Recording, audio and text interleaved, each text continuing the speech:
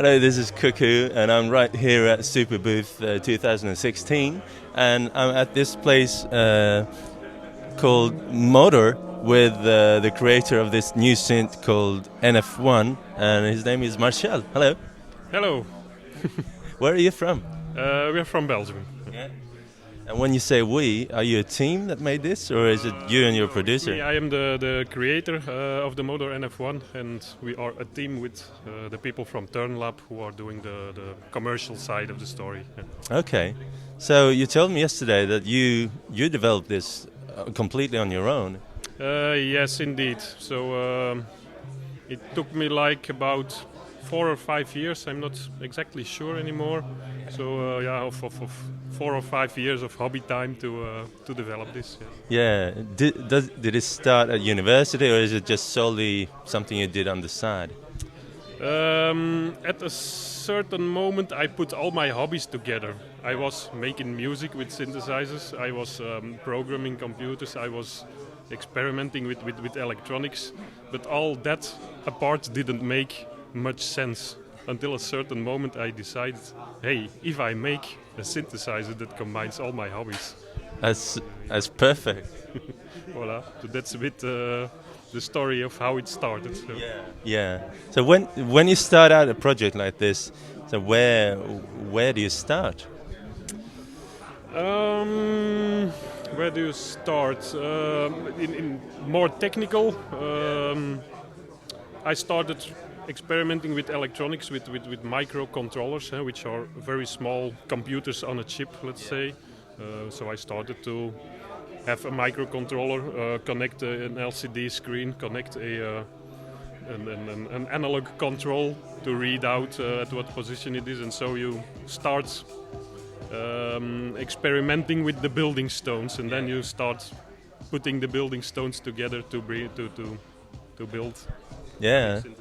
Yeah. So you have all the skills required. I mean, for bigger places like Korg and Yamaha and stuff, they have people doing specific things, but you need to know all these things. But I think I have more how do you call it? Just an approach of just trying out, and if it's not good, put it aside. I'd say my theoretical knowledge of the sound creation is probably far less than many of the big engineers in the big companies. It's more trial and error with me. Yeah, but it sounds more like an artistic approach than. No, it's not artistic. It's just I have a good base, technical and scientific base knowledge, but I don't have the real specified knowledge of the real sound engineer. So. Well, I mean, that's a really great way to start out. I mean, to let your senses and your, what you think about what's good or bad is the thing that probably guides you through the process.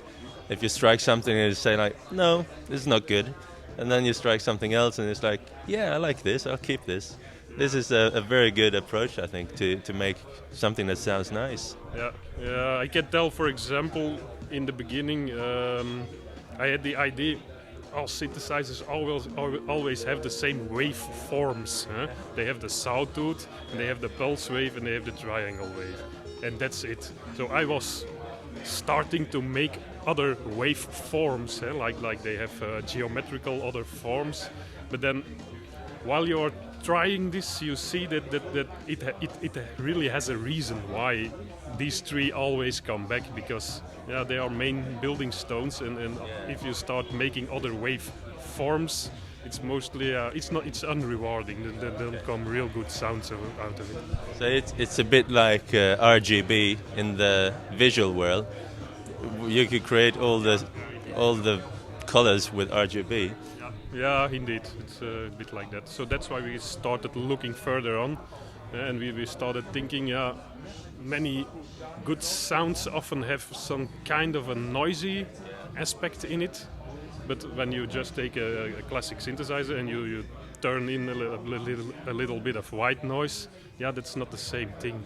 You need this when you have on a sound, you have a bass frequency and then many harmonic frequencies on top.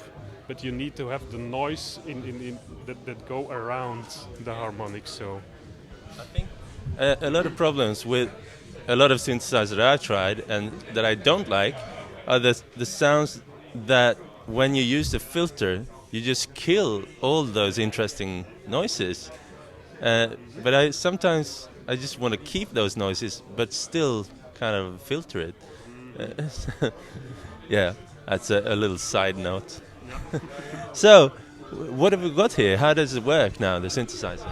well, yeah, basically it's a virtual analog, because that's where we started. We have an oscillator section, we have a filter section, and then at the end we have an effect section.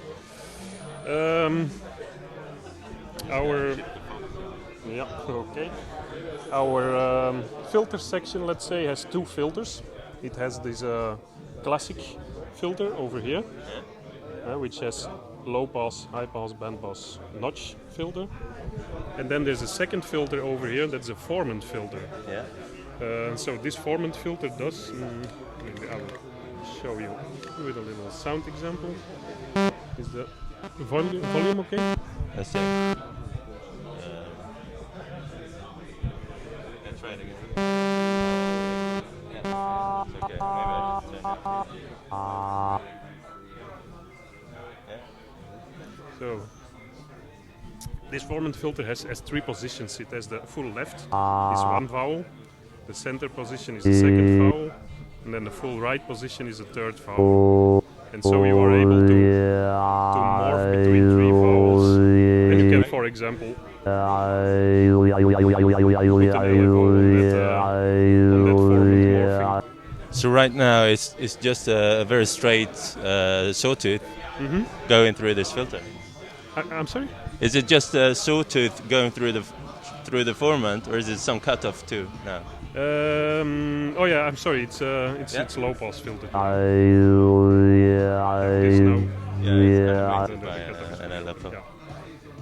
But then what makes it interesting, because formant filters already existed before, but what makes it interesting is that you can just mix it in the signal without formants, a fully formant signal, and you can put it halfway. See, like you have some vowelish character in your sound without going too deep in this formant thing. Yeah. So. And I noticed those the parallel and serial. What does those mean? Oh those yeah, this mix parameter here always makes a mix between a formant signal and a non-formant signal. Yeah. When you put them in series, then you have the dry signal and the formant signal going into the regular filter. Yeah. When you put them in parallel, now you have the classic filter, let's say, standing next to the formant filter, and then their outputs are mixed together. Afterwards? Yeah. Afterwards. Okay. Cool.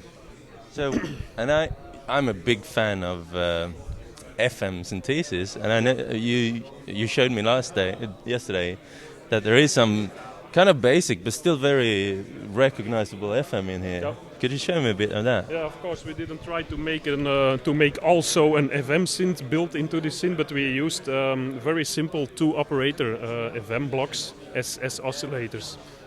So, for example, now we have a simple sine wave, and now we turn up the FM, so the frequency modulation by another modulator sine wave. And that modulator it's not audible, it's just a modulator, right? Yes, indeed. It's not one of the other oscillators. It's inside this oscillator 2-up FM building block. Yeah. And so you can also set the frequency ratio between the carrier and the modulator, what makes FM interesting.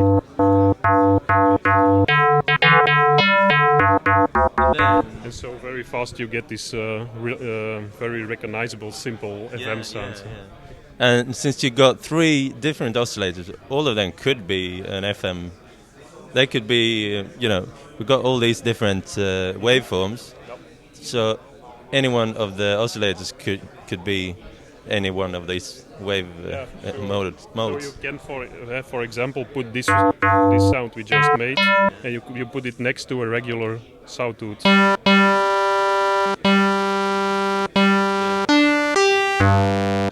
example, just an example. Yeah. And then, so what other kind of modulations can you do with all of the different waveforms? Okay, when we are talking about modulations, there are the classic hardwired modulations. So like this mod parameter, every oscillator model has a mod parameter. You can modulate using LFO envelope. What do they do? The mod, for instance, on the sawtooth, what does the mod do? This that's interesting. This is the normal sawtooth, as you'd expect, and this is some kind of a pulse width modulation. And that's in fact made after the Roland Alpha Uno. They had the same kind of pulse width modulation on a sawtooth wave. Then, for example, the pulse wave does the classic pulse width modulation. We have a triangle wave.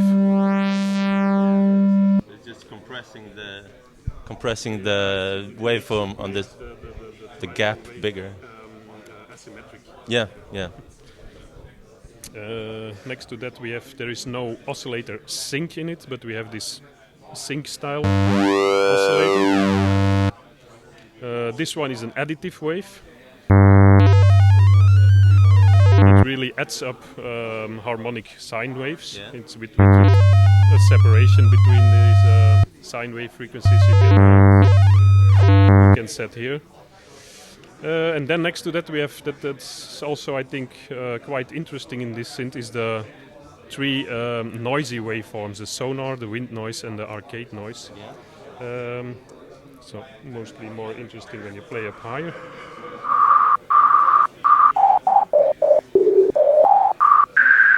Yeah, that's a very nice sonar. Yeah. This is the wind noise oscillator, which is in fact comb filtered noise. Yeah. And then this last one is arcade noise, that's made after the noise channel of the old computer video games like the Commodore. And so it does this kind of noise. Yeah. It's very recognizable. Yeah. So you can put that next to a regular oscillator to give this special noisy character. Yeah. And can each of the oscillators can they have their own envelope or their own cutoff and their own filters? How does it work? No, they are mixed together and sent into the filter section. Yeah. So the filter is filtering the sum of all of them, but the modulation and the envelope, they could be specific to each oscillator, right? Indeed. So if you want to modulate this mod parameter, which make, for example, the pulse width modulation on these waveforms, then you have for every oscillator you have a separate envelope. Yeah. Could you give a very quick example of how it works? I think it's most interesting when you try to make this kind of FM sounds. We put all three oscillators on FM. Going a bit lower. So now we have one oscillator doing this. We take a second one. We give that another.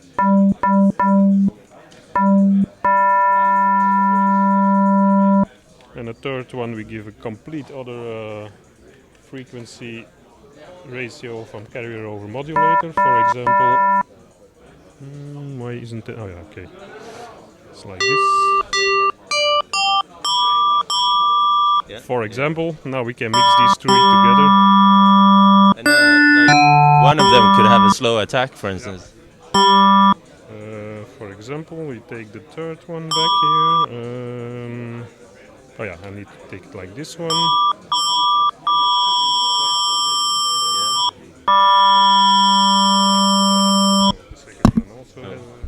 And now it sounds like a Mega Drive, like a Sega Mega Drive. Yeah, indeed. It's there were also computer sound chips in the very early days, which implemented very simple FM. Yeah. So sometimes you even also recognize it from old computer days. Simple FM sounds, indeed. Well, I think it sounds very nice. And then I can notice now that this section here. The what do you call it? The what do you call this section? like the envelope section. Yeah, sorry. And when you press those buttons there, you could potentially change many of the envelopes at the same time. When you select one, so the LED is burning. That's the envelope you are editing. But indeed, now we have this pitch envelope here and this amp envelope. If we now return a control, they are changed identically for both envelopes. Yeah. So if you do it like this, you can make 4 identical envelopes with just. And we can see that they have hard-wired behaviors like pitch envelope, filter envelope, formant, and amp. Yeah. But the first 3 of them also controls the 3 oscillator, right? Yeah, indeed. So the mod of the mod indeed. Yeah, so yeah. The mod which you set with this control here, with the envelope control in the oscillator section. Yeah. So that's envelope 1 for oscillator 1, envelope 2 for oscillator 2 and 3 for 3. Yeah. Cool. Yeah, what else? You got different filters. Could you show me an example of what they sound like?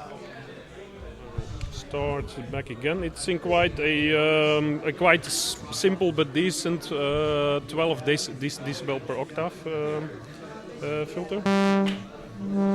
It's regular low pass, high pass, band pass, and notch.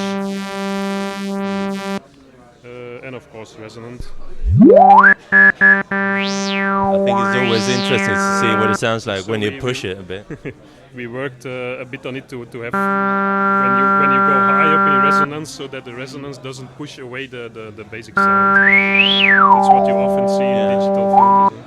And then there's also a filter drive.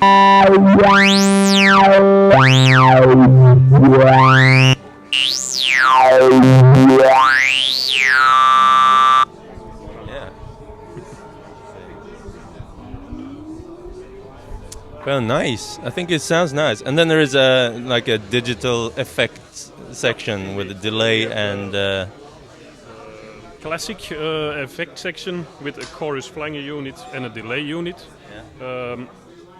The sound is not really special, but what we did is that every parameter from these effects has its own control. Yeah. So you can, for example, we give it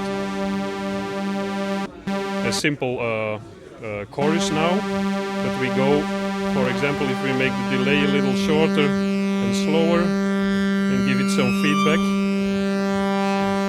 we get into flanger things. And so you can choose anything in between those two, and you can also go further on with it. And then there's a classic delay section. With a feedback that goes above 1, so which can go into full distortion. Yeah. Be careful. And then the sync, the filter in the delay line. And the sync, what's syncing to a clock? Yeah, if it gets a MIDI clock from your digital audio workstation or something, you just push the sync, and then it's synced to this clock. And then when you turn the time control, then you see here that it's synced to the MIDI clock. Yeah, I see. Cool. Well, I think it sounds pretty nice, especially with the formant section. That gives a fresh little section, and the way that you got 3 envelopes, 1 for each oscillators, and you can. You showed me yesterday, like there's a menu where you can actually. Oh yeah, indeed. Send the envelopes to other. Yeah, that one we forgot indeed. There's still a modulation section, let's say, which has 7 modulation wires, as we call it. And these 7 wires, you can choose a source. For example, every LFO, the different envelopes. There is velocity, there's pitch bend, aftertouch, all these kind of modulation signals, and then there are the destinations, which is pretty every sound parameter. Like for example, more classic, the pitch, separate oscillator levels, the oscillator mod parameters. the stereo panning, the filter frequency, this formant morphing, like pretty any parameter is in there. So are these? Oh, sorry. Are these? I have to shift the focus in. Are these in production now? And you sell them now? They are in production. We are, in fact, selling it since 1 year, since March 2015. Yeah, but in the beginning we kept it quite, let's say, low profile to avoid big problems if there still would be technical issues. Yeah. But it's stable now, and we are in production. So cool. So what are the prices now? The price VAT included for the client is 1,100 euros around that. And can you order them directly from you, or do you prefer to order them from a vendor? You can order them in a few shops around the world. Schneidersladen here in Germany. There's a shop in London. There is one in the States, in Los Angeles. And you can also order them directly from Turnlab in Belgium. Cool. Yeah. Well, best of luck with it. I think it's a nice little one. It took me a while to see what was great about it. At first, you go through presets, and then you're wondering what's the speciality of this synth. And then when I started fiddling around, the FM sound is very charming, and the formant sounds can be applied to anything, which has a different flavor than a lot of other synthesizers. Yeah. That was what we really tried to do, and to make something that sounds different, that's recognizable to work with, because it has a classic VA structure, but we wanted to add new things. We are only a very small company, so we can like do what we want. While the big houses, they're afraid. Look for what's commercially interesting. Yeah. Well, thank you so much for the time. I'd like to play it a little bit myself, and maybe you could hold the camera for me. Okay, thank you.